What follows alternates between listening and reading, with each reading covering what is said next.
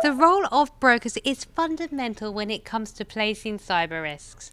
I'm Yvette Essen for CyberCube in San Francisco, and I'm joined by colleagues who are going to talk about that position of intermediaries and also tell us about a new product we're launching, Broking Manager. I'm joined by Oren Schetrit, Director of Product, and John Anderson, Client Service Manager. Can we talk first of all about businesses? How should they think about their exposure to cyber risks? Yeah, that's a really important question, and quite frankly, the first one we asked ourselves when setting out to build this product, which is how should businesses think about cyber risk? And one of the interesting things that we found was that companies tend to either think about cyber risk from a technology perspective or a risk management and insurance perspective, but not both. The reality is that one's exposure to cyber risk is fundamentally made up of both of those, and it's really important to think about this risk holistically. What is my technology risk? And what am I doing from a risk management and insurance perspective to mitigate whatever risk is left over after my technology and practices investment? You're nodding there, John?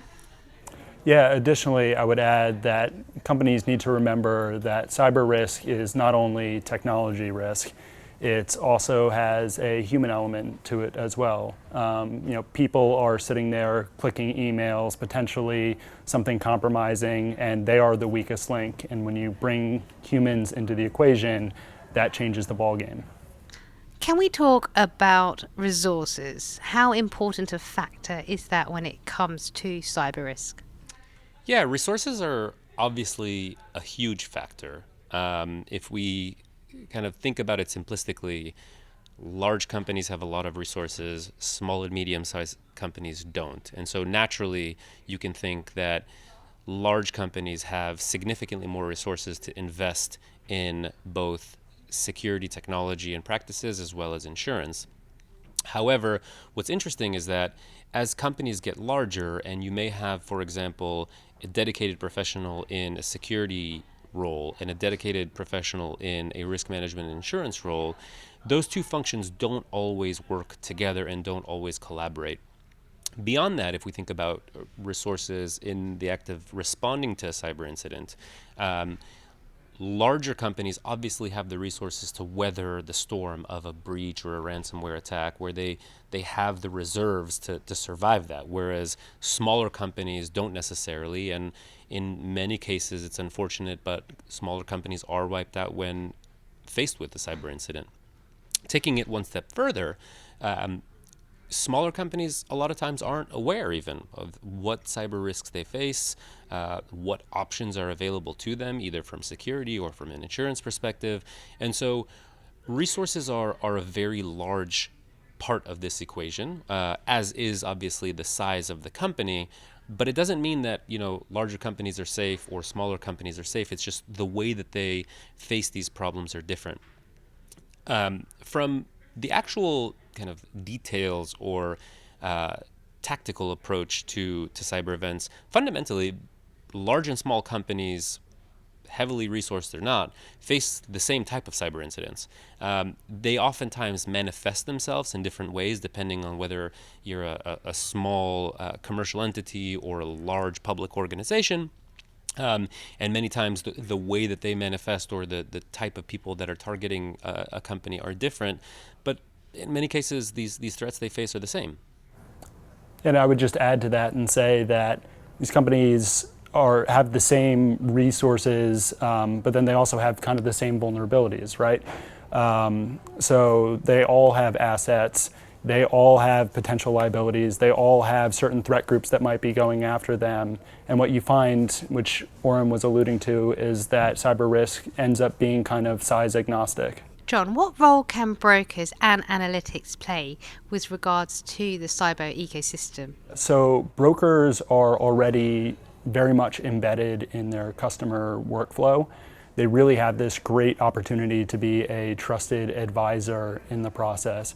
So they already know their company's operations, they're already in there talking to them, day to day, and can really bring to light what these companies need to know about cyber risk. And as far as what types of tools, what they are looking for is some type of reputable resource that they can show and point to that's backed and driven by data that helps illuminate what the risk actually is for the companies that they're talking to.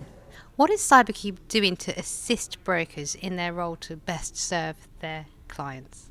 Fundamentally, what we're building is a tool that helps brokers educate their clients about the risks of cyber threats, quantify for their clients what their cyber exposure means in terms of dollars and cents, so what their financial cyber exposure is, and understand what cyber threats are actually driving that financial exposure. And so we built a set of tools that are quite easy to use, but at the same time are backed by really powerful analytics that help both educate clients as to what the nature of the cyber threat landscape is, and further expand on that to show exactly what does that mean for a company in terms of financial exposure and the drivers of that financial exposure.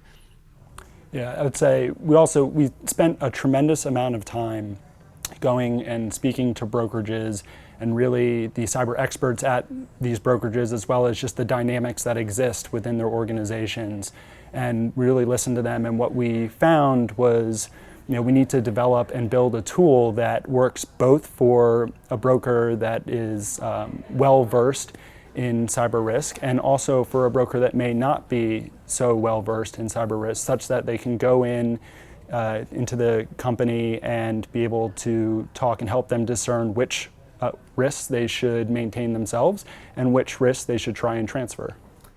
One thing I'd add to that actually is that we learned that ultimately a broker's relationship with their clients is both advisory and a sales process. And so we've paid a lot of attention to ensuring that throughout this use of the tool, or throughout the process of using the tool, that we don't inject friction into the sales process. As John mentioned, we spoke to countless numbers of brokers to understand the way that they engage with their clients in that process, and we've learned that everybody is very sensitive to introducing friction. And so what we made sure in our design process is developing something that allows for as low touch of a engagement with your client as you can imagine, while also providing kind of the power and the analytical engine that allows people to go deeper. So should a client be interested and say, you know what, I actually want to spend more than the 15 or 30 or hour that I otherwise would give because the insights that you provided have piqued my interest, they can go deeper and customize the results in the reporting to fit the exact details of their company's profile. CyberCube has published a report looking at the role of the broker, and that can be found on our website, cybercube.com. Details of the new product Broking Manager can also be found on the website. For CyberCube, I'm Yvette Essen.